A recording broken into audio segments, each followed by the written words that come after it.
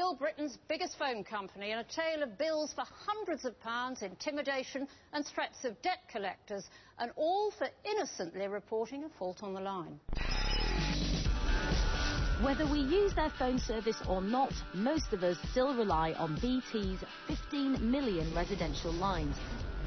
So if there's any sort of fault, they'll try to put it right. But who should foot the bill? You or BT? It's supposed to be straightforward. BT are responsible for everything from the line from their exchange, down your street and into your house. Not my house, any house. And then into this socket. At that stage, anything that goes wrong, whether it's to do with the wires or the phone, is your responsibility. However, if the problem's caused before this stage and it wasn't your fault, then you shouldn't have to pay for it. That's the theory. But in practice, for some reason, BT doesn't quite always see it that way. Here's a family that knows all about phones. This home is full of them, including this priceless number. So when they stopped receiving calls last November, Mum Marcel tested every phone in the house. She couldn't find an obvious problem, but she had noticed that the wires outside weren't in best condition. So, as you would, she contacted BT. So I just thought immediately, obviously they're going to be responsible for this, not us. I've never even dreamed that we would be responsible for their line. BT sent an engineer from the part of the business that maintains their lines, BT Openreach. The fault was fixed, and that should have been it. But no, the repair was clearly the responsibility of BT, but it was Marcel who was sent the bill for more than £300. I just thought, this is outrageous, you know. And you're trying to tell me that all of these properties around here are responsible for maintaining BT's lines, and what are we paying rental charges for? Hiya! Marcel refused to pay and not unreasonably asked BT to explain in writing exactly what was repaired and why she should have to pay for it. But all they've had in reply is threats from BT to send in the debt collectors. It's quite scary having a debt recovery agency after you, and BT won't respond. I mean, what must I do? The same thing happened to Blessing on Wooker after her line went dead in June, not long before she was due to give birth to baby Michael. He's absolutely gorgeous. You phoned BT and they've told you, yes, your line's down, we're going to send out an engineer. Did they mention anything about charges? No, they did not. So the engineer's come round, he's had a good rummage around everywhere, can't find a fault. Where does he go next? He went outside. Lead the way. Let's have a look. The engineer soon found a fault, and again it was outside Blessing's house, so not her responsibility. Yes. OK, so where's the problem? That's the problem. That's it? Yes. That has got nothing to do with your flat, because this is a communal building, right? Yeah, yes. And your front door is right back there? Yes.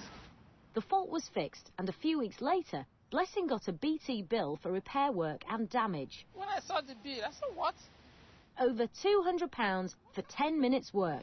I said, damage and repair? I don't live outside the door, I live inside. I mean, You're determined you're not going to pay for this? yeah, I'm not going to pay And for why are it. you not going to pay for this? Because I haven't got it, and I just had a baby, so... And it's not your fault? And it's not my fault. BT's website says if you're certain it's not a problem with your equipment and you can't fix it yourself, you won't be charged. But there's certainly no way Blessing could have fixed this herself, especially when she was heavily pregnant.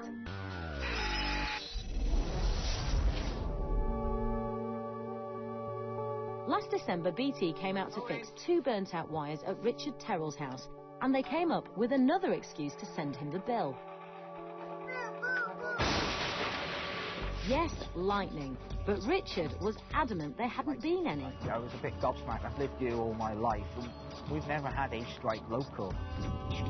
BT said they weren't responsible for faults caused by an act of God, and Richard would have to pay nearly £200. He insisted there couldn't possibly have been the weather they claimed they had, but BT just came up with a new reason why he should foot the bill, insisting he must have damaged their equipment. Every time they twisted and turned, I'd hit them back with another answer. It was only after Richard took his case to industry regulator Ofcom that BT backtracked and dropped the case. Put the cow up into this trailer. Almost like we will find an excuse just to fit it and make you realise that, yes, it was your fault, and it wasn't. No one likes being charged for something they have to pay for, especially without a proper explanation. BT's been in the communications business longer than any other company. So when they say it's good to talk, shouldn't they at least know what they're talking about? Well, several months on, and in one case more than a year, after Watchdog got involved, BT have finally admitted they're in the wrong. They've apologised and cancelled the bills. But complaints about BT customer service in its call centres continue. Anita's with some frustrated BT customers. I am, and with Andy and Alan, both of you can relate to what you've just seen. What happened with you? You've had to deal with their customer services. We had a breakdown in our broadband, called BT out. An engineer checked all the equipment in the house, said it was a fault outside, there would be no bill. Yep. Was there a bill? Yes, there was a bill. For how much? £55.31. So what did you do? Contacted customer services several times, and it seems like nobody knows what they're talking about at customer services. In the end, passed it on to my wife and said, deal with this. You gave up? I can't talk to them any longer. When you say several times, how many times? 2 or 3 times a day, 4 days a week. And it took us a few weeks to get it resolved, because they have now paid us back the money. And how do you feel about their service now? I'm ready to cancel. In March, I will be cancelling my broadband with them. Even though they've paid you back the 55 quid? Not interested in BT any longer.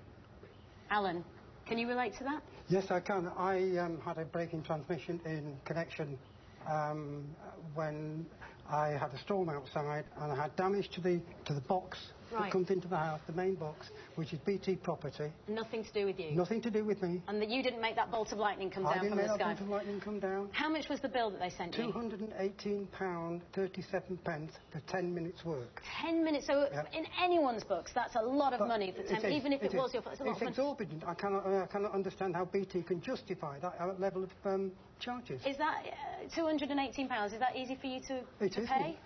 At the time, I found it very difficult. So what did you do? I had to go to my daughter and borrow £200 to put into my account in order to pay the following bill. A terrible situation for you, for both of you. Frustrated. Yeah. Well, and you eventually got some money back from them. I eventually got 50% back, supposedly as a goodwill gesture.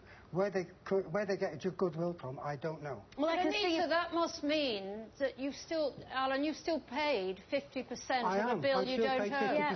Well, we have had some. We've been in touch with BT, and there is a bit of good news. I don't know how you both feel about this, but Alan, they said that you shouldn't have been charged in the first place, but they're going to refund you the rest of the cost, so you're going to get that 50% back. And for you both, and everyone, in fact, all our case studies who are in the film, you're all going to get 3 months free line rental. Is that enough? Still not enough to make me want to stay. Well, BT say they've made improvements so that all customers will be fully aware of when they may be charged for repair and how much it will be. That didn't happen with any of our cases, so let us know if the same things happen to you. And Andy, where were you dealing with the call centre, although you passed it on to your wife to deal with, didn't you? I passed it on to Karen, and I don't know, I think she was dealing with somebody in India. And did they know about your case? I mean, did they have your particulars? But they just kept passing us from one person to another, and in one case we were asked to phone back in 3 days' time to try and get the money transferred back to our bank account. Yeah. See, I think BT should be paying for people's time that they've had to spend. They spend ages on the telephone. Maybe we should get you to phone them, Anna. Indeed. That'd sort them out.